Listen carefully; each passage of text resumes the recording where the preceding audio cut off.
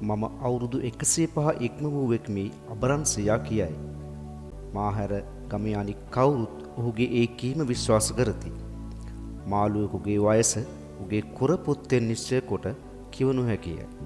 ගසක කඳ කපා වෙන් කළ විට දකින්නට ලැබෙන මකුළු දෙලෙහි වට නූල් වැනි රේඛාවන් නොහොත් වෛරම් ගිනීමෙන් ගසෙහි වයස කිව හැකිය.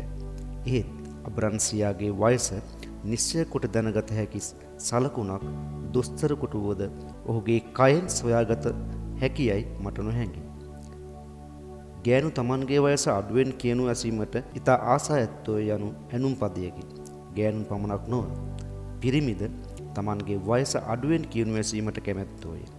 ඇතැම් විට ඔවුන්ගේ ඒ ආසාවන්ගේ වෙනසක් වේ. නාකිබුවද ගෑනු තරුණ බව තමන් කෙරෙන් තුරන් නොවී යයි කියනු ඇසීමට වඩාත් කැමැත්තෝය. තමන්ගේ වයස අඩුවෙන් කියනු කැමති ඇතැම් පිරිමි තමන්ගේ මුහුණුවරින් බාලයන් බව කියනු ඇසීමට කැමති නොවෙත්. මැදවියෙහි වූ විධවාවකට ආලය කරන ඉලන්දාරියෙකු තමා පෙනුමෙන් බාලදරුවෙකු වන්නයි අන්‍යයන් කියනු ඇසීමට කිසිසේත් කැමති වෙති සිතිය නොහැකියි.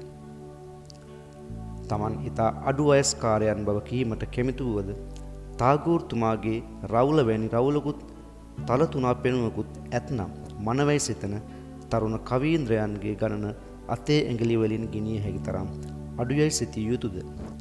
අප රට ඇතැම් තරුණ කවීන්ද්‍රයන්ගේ සිතුම් හා පැතුම්ද දන්නා කිසිවෙක් එසේ නොසිතයි.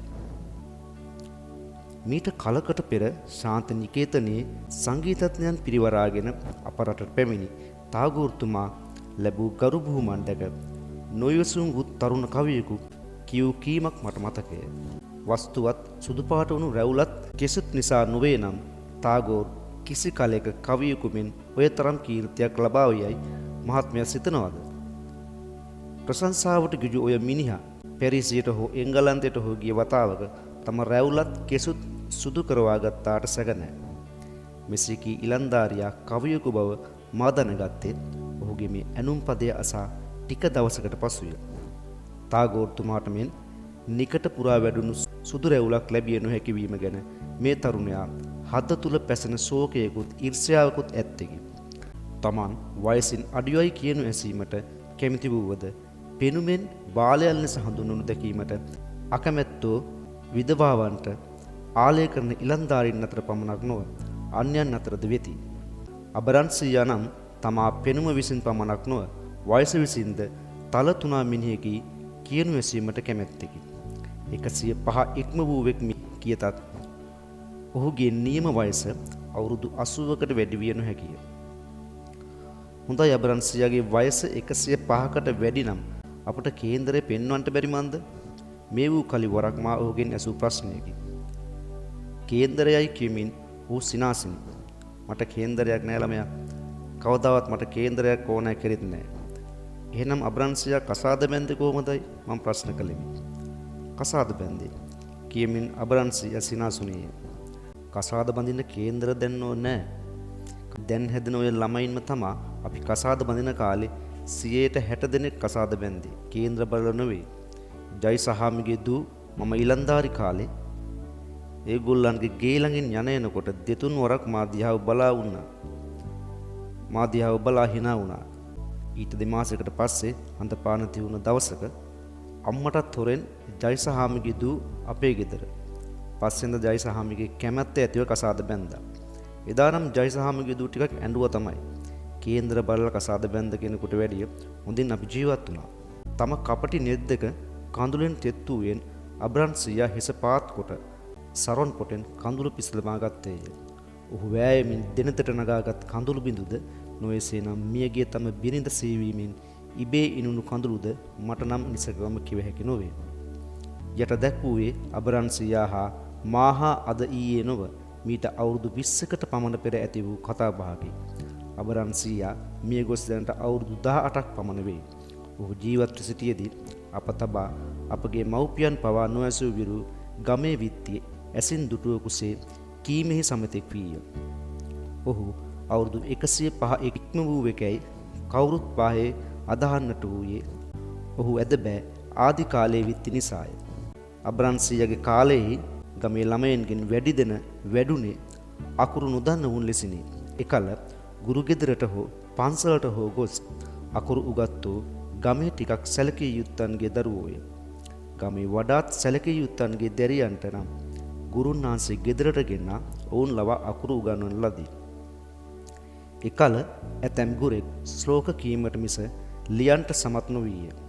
පුස්කොළ පොත්වල පන්හිඳෙන් ලිවීම අභාවයට ගියා වූද අවුරුද්දකට වරක් පවා කඩදාසියක ලියුමක් ලියන්නට වුවමනාවක් නොවූද කලක ගුරුන් වහන්සේ කියන්නට මිස ලියන්නට සමතක නොවීම පුදුමයක් නොවේ. අබරන්සිය ජීවත්ව සිටියදී කියන ලද පහත දැක්වෙන කතාවෙන් එකල ඇතැම් ගුරකුගේ ලිවීමෙහි සමත්කම තේරුම් ගත හැකිය. ඒ කතාව මෙහි ලියනුයේ අබරන්සියා කී සැටියෙන්මය. කුමක් නිසාද එසින්ගත් විවරණ රීති බරින් වෑරෙන පණිගොල්ල කියන හෝ ලියන හෝ සැටියෙන් ලියුවහොත් ඒ කතාව නීරස වන බැවිනි. දවසක් මම උදෙන් නැගිට මගේ එළවලු කොටුවට ගියා. මගේ එළවලු කොටුවට යන්නේ එළවලු ගුරුන් වහන්සේගේ ගේ අසලින්. ඔහුට එළවලු ගුරුන් වහන්සේයි ගම්මුන් කිව්වේ ඔහු ගමේ ළමයින්ට අකුරු ඉගෙනීමම හැර එළවලු දෙවැවු නිසාය. එදා මම යනකොට දිනේස් හාමිගේ වැඩිමල් පුතා ගුරුන් වහන්සේගෙන් අකුරු ඉගෙන ගත්තා. ගුරුන් වහන්සේ ගල්ලෑල්ලේ වාසගමක් ලියා ඒක කියවන්නේයි ගෝලයාට කියනවා. එතකොට ගෝලයා සුදු ලූණු කල් දෙකයි කියනවා. ගුරුන් වහන්සේ තරහ වෙලා හරියට කියපන්නේයි සැර කරනවා. ගෝලයා ආයිත් සුදු ලූණු කල් දෙකයි කියනවා. වඩා තරහෙන් ගුරුන් වහන්සේ ගෝලයාට වේවැලෙන් තලා හරියට කියවාපන් ආයිත් කියනවා.